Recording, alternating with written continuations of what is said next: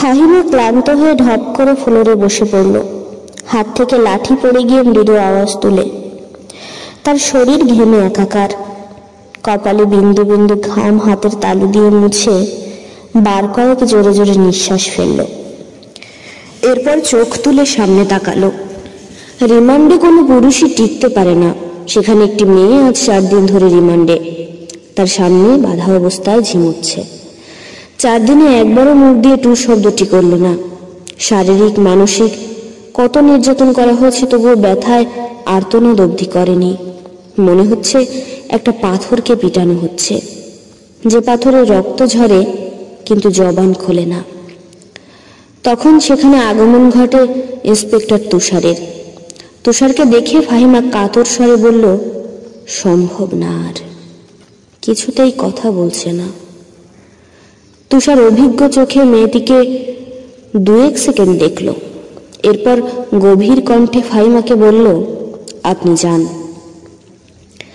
ফাহিমা এলোমেলো পা ফেলে চলে যায়।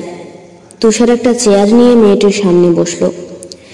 বেশ কিছুক্ষণ চুপ থেকে বলল, আপনার সাথে আজ আমার প্রথম দেখা।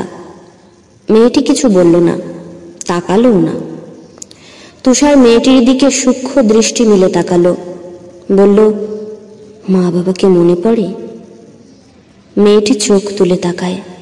ঘোলাটে চোখ, কাটা ঠোঁট থেকে রক্ত ঝরছে। চোখের চারপাশ গাঢ় কালো, চোখ দুটি লাল। মুখের এমন রং রিমান্ডে আসা সব আসামির হয়। তুষার মুখের প্রকাশভঙ্গি আগের অবস্থানে রেখেই আবারও প্রশ্ন করল, মা বাবাকে মনে পড়ে? মেয়েটি মাথা নাড়ায়, মনে পড়ে তার। তুষার একটু ঝুঁকে মেয়েটি অসহায় দৃষ্টি মেলে তাকায়। তুষার মেয়েটির হাতের বাঁধন খুলে দিয়ে নির্বিকার ভঙ্গিতে প্রশ্ন ছুড়ে, নাম কি? যদিও তুষার মেয়েটির নাম সহ পুরো ডিটেলস জানে, তবুও জিজ্ঞাসা করল। তার মনে হচ্ছে মেয়েটি কথা বলবে। সত্যি তাই হলো। মেয়েটি ভারাক্রান্ত কণ্ঠে নিজের নাম উচ্চারণ করল, পদ্ম। আমি পদ্মজা। পদ্মজা হেলে পড়ে তুষারের উপর। তুষার দ্রুত ধরে ফেলল। উঁচু কণ্ঠে ফাহিমাকে ডাকলো, মিস ফাহিমা, দ্রুত এদিকে আসুন। ফাহিমা সহ আরো 2জন দ্রুত পায়ে ছুটে আসে। 1989 সাল। সকাল সকাল রশিদ ঘটকের আগমনে হেমলতা ভীষণ বিরক্ত হন। তিনি বারবার পই পই করে বলেছেন, পদ্মর বিয়ে আমি এখনই দেব না, পদ্মকে অনেক পড়াবো। তবুও রশিদ উদ্দিন প্রতি সপ্তাহে 1 পাত্রের খোঁজ নিয়ে আসবেন। মেয়ের বয়স আর কতই হলো, মাত্র 16। শামসুল আলমের মেয়ের বিয়ে হয়েছে 24 বছর বয়সে। পদ্মর বিয়েও তখনই হবে, পদ্মর পছন্দ মতো। হেমলতা রশিদকে দেখেও না দেখার ভান ধরলেন। রশিদ একদলা থুতু ফেললেন উঠানে। এরপর হেমলতার উদ্দেশ্যে বললেন, বুঝছো পদ্মর মা, এইবার যে পাত্র আনছি একেবারে খাঁটি হীরা। হেমলতা বিরক্ত ভরা কণ্ঠে জবাব দিলেন, আমি আপনার মেয়ের জন্য পাত্র চাইনি, তবু বারবার কেন আপনি? যুবতী মাইয়া ঘরে রাহান ভালা না। মেয়েটা তো আমার, আমাকেই বুঝতে দেন। হেমলতার কণ্ঠে বিরক্তি ঝরে পড়ছে। রশিদ অনেক চেষ্টা করেও সুবিধা করতে পারলেন না। ব্যর্থ থমথমে মুখ নিয়ে সড়কে পা রাখেন। প্রতিদিনই কোনো না কোনো পাত্রপক্ষ এসে হাতে টাকা গুঁজে দিয়ে বলবে, মোর্শেদের বড় ছেড়িডারে চাই। রশিদ নিজে নিজে বিড়বিড় করে আওড়ান, গ্রামে কি আর সেড়ি নাই? একটা সেড়িরেই কেন সবার চোখে পড়তে হইব? চাইলে কি সব পাওয়া যায়? পূর্ণা স্কুল জামা পরে পদ্মজাকে ডাকলো, আপা, এই আপা, স্কুলে যাবি না? আপা রে। পদ্মজা পিটপিট করে চোখ তুলে কোনো মতে বলল, না। পরপরই চোখ বুজে ঘুমে তলিয়ে গেল। পূর্ণা নিরাশ হয়ে মায়ের রুমে আসে। আম্মা, আপা কি স্কুলে যাইব না? হেমলতা বিছানা ঝাড়া দিয়ে রেখে পূর্ণার দিকে কড়া চোখে তাকান। রাগী স্বরে বলল, যাইব কি? যাবে বলবি। পূর্ণা মাথা নত করে ফেলল। হেমলতার কড়া আদেশ, মেয়েদের পড়াশোনা করাচ্ছি অশুদ্ধ ভাষায় কথা বলার জন্য নয়, শুদ্ধ ভাষায় কথা বলতে হবে। পূর্ণাকে মাথা নত করতে দেখে হেমলতা তৃপ্তি পান। তার মেয়েগুলো মান্যতা চিনে খুবই অনুগত। তিনি বিছানা ঝাড়তে ঝাড়তে বললেন, পদ্মর শরীর ভালো না, সারা রাত পেটে ব্যথায় কাঁদছে, থাকুক, ঘুমাক। পূর্ণার কিশোরী মন বুঝে যায় পদ্ম যে কিসের ব্যথায় কেঁদেছিল। সে রাতে নানা বাড়ি ছিল বলে জানত না, ভোরেই চলে এসেছে। নানা বাড়ি হেঁটে যেতে 5 মিনিট লাগে। পূর্ণাকে চুপচাপ দাঁড়িয়ে থাকতে দেখে হেমলতা বললেন, তুই যা, মাথা নিচু করে যাবি, মাথা নিচু করে আসবি। আচ্ছা আম্মা।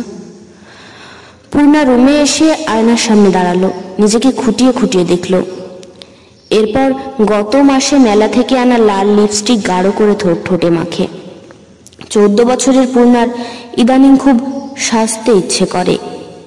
হেমলতা সেজেগুজে স্কুলে যাওয়া পছন্দ করেন না বলে পূর্ণা আগে লিপস্টিক মাখেনি। টিন দেয়ালের কাঠের ঘড়ির কাঁটায় সকাল 10টা বাজলো মাত্র, এখনো পদ্মজা উঠল না। হেমলতা মেয়েদের রুমে ঢোকেন। পদ্মজা দুহাত ভাঁজ করে ঘুমাচ্ছে। জানলার পর্দা ভেদ করে আসা আলতো পেলব রোদ্দুরের স্পর্শে পদ্মজার মসৃণ পাতলা ঠোঁট, ফসা ত্বক চিকচিক করছে। হেমলতা বিসমিল্লাহ বলে 3 বার ফু দেন মেয়ের শরীরে। গুরুজনরা বলেন, মায়ের নজর লাগে বেশি, নজর কাটাতে বিসমিল্লাহ বলে ফু দিতে হয়।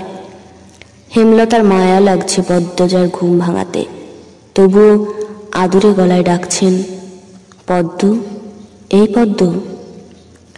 পদ্মজা চোখ খুলে মাকে দেখে দ্রুত উঠে বসে।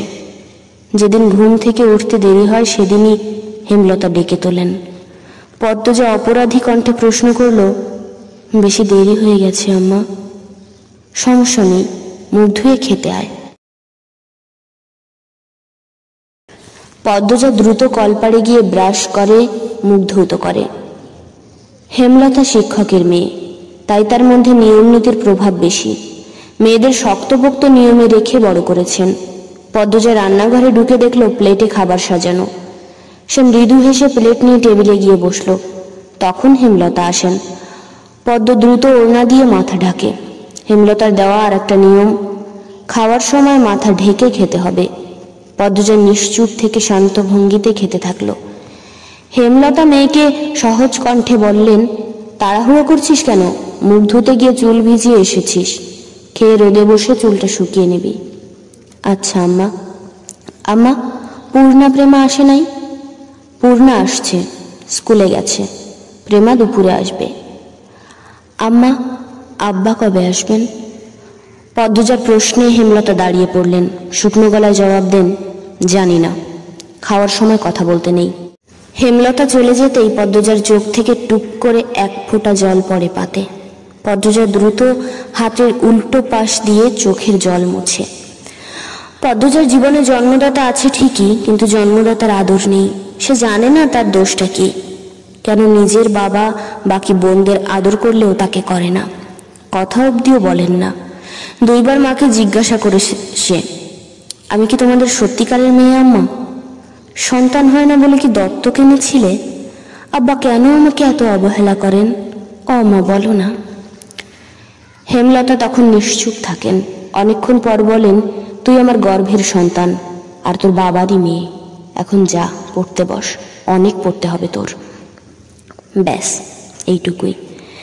এর বেশি কিছু বলেন না হেমলতা। পদ্মজার কেন জানি না মনে হয় একদিন হেমলতা নিজ থেকে খুব গোপন কোনো কথা বলবেন, তবে সেটা যেন সহ্য করার মতো হয়, এই দোয়াই সারাক্ষণ করে সে। এত কি ভাবছিস? তাড়াতাড়ি খেয়ে ওঠ। হেমলতার কথায় পদ্মজার ভাবনার সুতো ছিল। দ্রুত গিয়ে খেয়ে উঠে আজ আমের আচার বানানোর কথা তার। সন্ধ্যা কাটতেই বিদ্যুৎ চলে গেল। কয়েক মাস হলো গ্রামে বিদ্যুৎ এসেছে। 8 গ্রাম মিলিয়ে অলন্দপুর। তাদের গ্রামের নাম আটপাড়া। প্রতিদিন নিয়ম করে সন্ধ্যা রাত থেকে 3 ঘন্টা গ্রাম অন্ধকারে তলিয়ে থাকে। আজ সারাদিন তো বিদ্যুতের নামগন্ধও থাকে না। বিদ্যুৎ দিয়ে লাভটা কি হলো? পদ্মজা, পূর্ণা, প্রেমা 3 বোন একসাথে পড়তে বসেছিল। বাড়ি অন্ধকার হতেই 9 বছরের প্রেমা খামছে ধরে পদ্মজার ওড়না। পদ্মজা মৃদু স্বরে ডাকলো, আম্মা, আম্মা, আয়, টর্চ নিয়ে যা। হেমলতার আহ্বানে পদ্মজা উঠে দাঁড়ালো। প্রেমা অন্ধকার খুব ভয় পায়। পদ্মজার ওড়না ছেড়ে পূর্ণার হাত চেপে ধরে। টর্চ নিয়ে রুমে ঢোকার মুহূর্তে পদ্মজা গেট খোলার আওয়াজ পেল। উকি দিয়ে হানিফকে দেখে সে দ্রুত রুমে ঢুকে পড়ল। হানিফ পদ্মজার সৎ মামা। বুবু, বাড়ি আন্ধার কেন? বাত্তি টাত্তি জ্বালাও। হানিফের কণ্ঠ। হানিফ আসছিস? হেমলতা রুম থেকে বেরিয়ে বললেন। হাতে হারিকেন। হানিফ সবকটি দাঁত বের করে হাসল, বলল, হ আমি। আয়, ভেতরে আয়। হানিফ বারান্দা পেরিয়ে বড় ঘরে ঢুকে বলল, তোমার সেড়িগুলান কইতে? আছে, রুমেই পড়ছে। এই আন্ধারেও পড়ে? হেমলতা কিছু বললেন না। হানিফ এই বাড়িতে আসলে কেন জানি খুব অস্বস্তি হয়, অকারণেই। ওদের খাওয়ার সময় হয়েছে, তুইও খেয়ে নে। এইখানে খামু? না, তোমার সরাইখানাতে যাইতে হইব। কথাটায় রসিকতা ছিল। গ্রামে থেকেও হেমলতা খাওয়ার জন্য আলাদা রুম নির্বাচন করেছেন। সেটা হানিফের কাছে রসিকতাই বটে। হেমলতা প্রশ্নের জবাবে সোজাসাপটা দিয়ে বললেন, খেতে চাইলে খেতে আয়। পদ্মজা কিছুতেই খেতে আসলো না, কেমন জড়সড় হয়ে আছে। মনে হচ্ছে হানিফকে ভয় পাচ্ছে বা অবহেলা করছে। হানিফ 6 বছর সৌদিতে ছিল। 3 মাস হলো দেশে ফিরেছে। 3 মাসে যতবার হানিফ এই বাড়িতে পা রেখেছে ততবারই পদ্মজা অজুহাত দিয়ে দূরে দূরে থেকেছে। হেমলতার বিচক্ষণ মস্তিষ্ক মুহূর্তে ভেবে নিল অনেক কিছু, তাই জোর করলেন না। আজই এই লুকোচুরির ফয়সালা হবে। হানিফ পদ্মজাকে দেখার জন্য অনেক ছলচাতুরি করল, কিছুতেই সুযোগ পেল না। বিদ্যুৎ আসার ঘণ্টাখানেক পর হানিফ চলে যায়। পূর্ণা প্রেমা রুমে ঢুকতেই পদ্মজা ঝাঁপিয়ে পড়ে। রুদ্ধশ্বাস কণ্ঠে বলে, কতবার না করেছি লোকটার পাশে বেশিক্ষণ না থাকতে, তোরা কেন শুনিস না আমার কথা? পূর্ণা প্রেমা বিস্ময় হতবিয়োগ ভল। পদ্মজা কখনো তাদের এমন নিষেধ দেয়নি, তাহলে এখন কেন এমন বলছে? হেমলতা রুমে ঢুকতেই পদ্মজা চুপসে গেল। পদ্ম, আমার রুমে আয়। মায়ের এমন কঠিন কণ্ঠ শুনে পদ্মজার কলিজা শুকিয়ে আসে। হেমলতা নিজের ঘরে চলে যান। হেমলতা মেয়ের দিকে তীক্ষ্ণ দৃষ্টিতে তাকিয়ে আছেন। পদ্মজা নতজানু হয়ে কাঁপছে। সুন্দরীরা ভীতু আর বোকা হয় তার দৃষ্টান্ত প্রমাণ পদ্মজা। হেমলতার খুব মায়া হয় পদ্মজার সাথে উঁচু কণ্ঠে কথা বলতে। পদ্মজা রূপসী বলে হয়তো। গোপনে আবেগ লুকিয়ে তিনি বজ্রকণ্ঠে প্রশ্ন করলেন, কি লুকোচ্ছিস? হানিফের সামনে কেন যেতে চাস না? সে কি করেছে? পদ্মজা ফুফাতে থাকে। হেমলতা সেকেন্ড কয়েক সময় নিয়ে নিজেকে সামলান। নরম কণ্ঠে বললেন, হানিফ ধড়িবাজ লোক, সৎ ভাই বলে বলছি না। আমি জানি তার ব্যাপারে যে কোনো কথা আমার বিশ্বাস হবে। তুই বল, কি লুকোচ্ছিস? মায়ের আদুরে কণ্ঠে পদ্মজা আচমকা বাঁধ ভাঙা নদীর মতো হু হু করে কেঁদে উঠল।